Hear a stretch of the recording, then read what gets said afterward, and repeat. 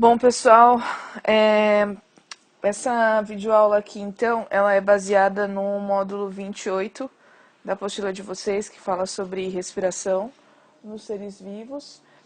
E, na verdade, ela é um resumo, tá bom? Se você quiser tirar alguma dúvida a mais ou ir mais a fundo, você pode pegar o seu livro, sua apostila 7, e dar uma estudada mais profunda, tá bom? Isso aqui é só para dar um help, na verdade, para você, na hora de você estudar para a prova. Mas eu queria começar dando uma leve lembrada a respeito dos tipos de respiração que existem, né? Eu coloquei essa imagem aqui porque esse é um tipo de respiração conhecida como traqueal. Ela acontece nos artrópodos, principalmente nos insetos, porque esses animais eles não têm os vasos sanguíneos como nós temos, que carregam o sangue e levam os gases. Na verdade, eles têm tubinhos, que são essas traqueias, que são espalhados pelo corpo dele e que têm a função de levar o ar, e aí as células do tecido vão pegando esse oxigênio e mandando embora o gás carbônico conforme o ar fica circulando nos tubos, tá bom? Esse desenho ele é bem bacana e eu queria que vocês vissem aqui, ó. Eu tenho aqui então esse lugarzinho chamado de espiráculo, que é o buraquinho por onde o ar entra, e esse espiráculo ele vai levar o ar até as traqueias, que são esses tubos aqui, e lógico, naquelas partes mais fininhas, né, essas traqueias elas vão se ramificando em traquéulas menorzinhas, e aí o ar vai circulando por aí. O oxigênio entra e oxigênio sai também.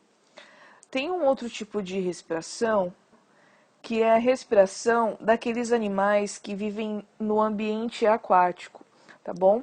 Eles fazem uma respiração do tipo branquial. Eu peguei a dos peixes aqui para mostrar como exemplo, mas moluscos que vivem na água, crustáceos que vivem na água, eles também têm brânquias. Lógico que não é igual a do peixe, na anatomia, anatomicamente não é idêntico, mas a brânquia ela é uma estrutura que é adaptada a retirar o oxigênio que está dissolvido na água, tá bom? Então aqui, o que eu queria mostrar para vocês é que essas brânquias aqui, então, elas são cheias de vasos sanguíneos, né? Tem artérias, tem veias, etc. E o que acontece? Quando o peixe abre a boca e a água entra, a água vai passar, como está dizendo aqui a setinha, ó, no meio dessas brânquias. E então ela vai ficar quase que em contato direto com esses vasos e vai acontecer a entrada do gás carbônico e a entrada do oxigênio e a saída do gás carbônico. Isso aqui vai acontecer por um processo que é familiar, vocês já ouviram, que é chamado de difusão. Então, vai entrar aí por uma diferença de concentração, né? No vaso tem mais gás carbônico do que oxigênio. No vaso tem mais gás carbônico do que do lado de fora, então vai sair gás carbônico e depois entra o oxigênio. Tá bom? Então, essa aqui é a respiração branquial, são aqueles indivíduos então que vivem no ambiente aquático.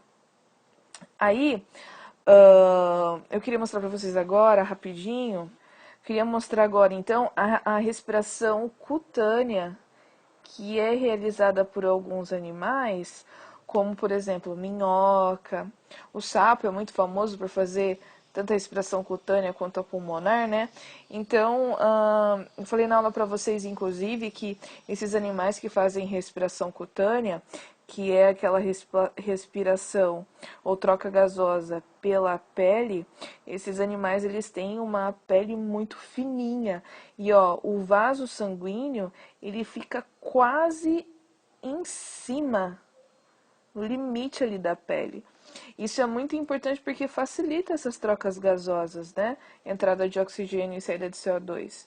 É importante também que ele mantenha essa pele úmida, porque a umidade na pele vai facilitar vai otimizar essa troca gasosa, tá? Então aqui tem as células dos tecidos, né? Aqui tem uma cutícula e aí aqui é a umidade que vai facilitar então essas trocas gasosas.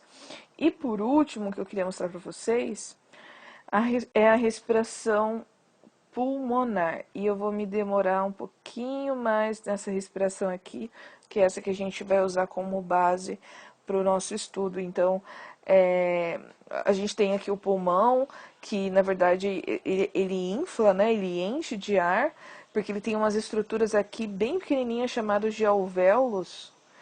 E é aqui que acontece a troca gasosa, mais conhecida como hematose, tá? Eu vou colocar essa imagem um pouquinho maior aqui do lado, para a gente poder estudar um pouquinho melhor isso. Vamos lá, então, o que a gente precisa saber aqui, né? A gente, então aqui tem as fossas nasais, né, por onde o ar entra, e é importante que tem essa região aqui, porque o ar ele é aquecido, aí ele desce por aqui, nessa região aqui que é a faringe, né? A faringe se bifurca na laringe e no esôfago, o esôfago do sistema digestório, a laringe é do sistema respiratório, né?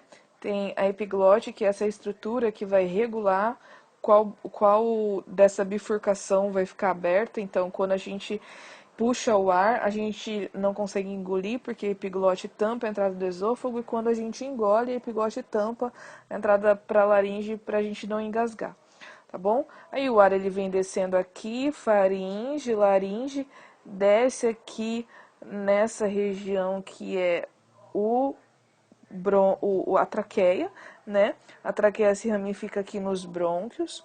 Os brônquios, ele, lógico, ele vai se espalhar por todo o pulmão, e conforme ele se ramifica em porções menores, ele vai sendo chamado de bronquíolo, que é o brônquio bem fininho, e na pontinha do bronquíolo tem essa estrutura que eu queria chamar a atenção de vocês, que é chamada de alvéolo. O alvéolo ele é muito importante porque é como se ele fosse um saquinho de ar. Esse saquinho de ar, que é o alvéolo, ele está circundado por vasos sanguíneos. Tanto vênulas quanto arteríolas são capilares que estão aí, porque o que vai acontecer? Quando o ar ele entra aqui nessa bolsinha nesse espaço, por difusão, o que vai acontecer? O oxigênio entra, então entra O2 e sai CO2. Esse processo, então, de troca gasosa é chamada de hematose, tá bom? E ela é extremamente importante, é por causa dela que a gente respira, por causa desse processo, né? É também importante lembrar que quem que leva o oxigênio, quem que carrega o oxigênio, quem que carrega o CO2, né? Então, o oxigênio, ele é transportado pela hemoglobina. E o CO2, a maior parte do CO2, ele é transportado via plasma, tá bom? Como eu disse para vocês, isso aqui é só uma revisão sem muitos detalhes, tá bom? Só para dar um help para vocês. Aí, o que eu queria chamar a atenção de vocês também é a respeito desse transporte de O2 e CO2, né? Porque o nosso corpo ele é maravilhoso porque ele tem mecanismos de controle, né? Então, quando tem pouco oxigênio, quando tem muito CO2, como que o nosso corpo se comporta? Vocês sabem que o diafragma, ele é esse músculo liso que está aqui embaixo dos pulmões. E é ele que vai controlar, juntamente com os nossos músculos intercostais que estão aqui, quando que o nosso pulmão vai expandir e quando que ele vai esvaziar para a gente poder inspirar e expirar. né? Então, o que que acontece? Na expiração, na expiração, os músculos intercostais, eles relaxam e as costelas se abaixam. O que que é expiração? É quando você coloca o ar para fora. O ar fica para fora, tá? Então, os músculos eles vão relaxar, os intercostais, e as costelas vão se abaixar. Ao mesmo tempo, o que que acontece? O diafragma ele vai retornar à posição que é aquela posição de arco assim, tá bom? Porque daí o pulmão esvazia e ele fica menor, certo? Agora, durante a inspiração, o que acontece durante a inspiração? Os músculos intercostais vão levantar as costelas e o diafragma ele vai se contrair e se abaixar. Por que que ele faz isso? Porque isso faz com que ele aumente o volume da caixa torácica, dando lugar para o pulmão encher de ar, tá bom? Isso vai fazer a pressão ali dentro diminuir, e aí o ar atmosférico entra, justamente por causa dessa diferença de pressão. Então, na inspiração, o diafragma ele fica contraído, ele fica mais retinho.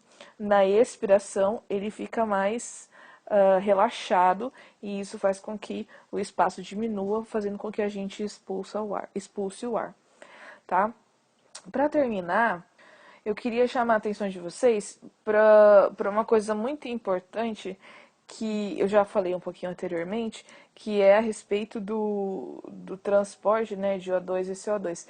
A gente já viu que o O2 ele é transportado, então, via hemoglobina, certo? Ela se transforma em oxihemoglobina, ok? Então, lógico, o oxigênio tem afinidade com o átomo de ferro que está na molécula de hemoglobina, então ele vai carregar e só vai deixar oxigênio lá para a célula quando ela precisar. E esse oxigênio entra na célula por difusão também. Agora, uma coisa interessante é, na verdade, a forma com que o CO2 é carregado, porque a maior parte do CO2 ele é carregado via plasma, e a gente precisa lembrar que no plasma tem o quê? Tem sais minerais, tem hormônios, tem aminoácidos, tem glicose, tem etc, etc, etc. Mas boa parte do plasma é feito, meu jovem e minha jovem, de água. E o que acontece quando eu combino o CO2 com o H2O? Vai ter uma produção, ou seja, uma diminuição do pH do sangue. Por que vai ter uma diminuição? Porque aqui, quando o CO2 ele vai se combinar com a água, ele vai produzir um ácido, né? Um ácido, o ácido carbônico. Ops, faltou um 2 aqui. Tira esse menuzinho daqui. Ok. Então, o que que vai acontecer aqui, né? Como eu tenho a produção do H2CO3, isso é uma reação do H2O com CO2 que é catalisada por uma enzima, né, chamada anidrase carbônica, eu vou ter uma diminuição do pH, porque a gente sabe, né, ácido diminui o pH. E o que que isso vai sinalizar para um lugar do nosso sistema nervoso central chamado de bulbo?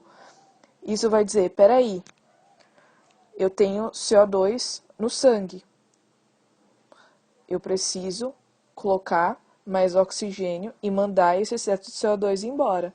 Então, quando tem bastante H2CO3, o pH abaixa, o bulbo vai mandar um sinal para o diafragma.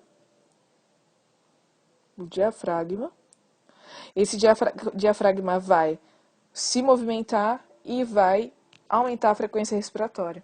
Então, quando a gente está num exercício físico muito intenso, em que a gente queima muita energia, queima muita glicose, o nível de CO2 no sangue aumenta. Aumentando o nível de CO2 no sangue, eu aumento a quantidade de H2CO3, diminui o pH e faz o bulbo mandar sinais para o diafragma. Aumenta a frequência respiratória.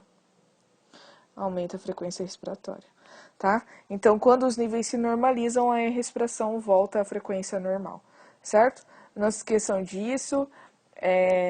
Bons estudos aí. Até o próximo vídeo.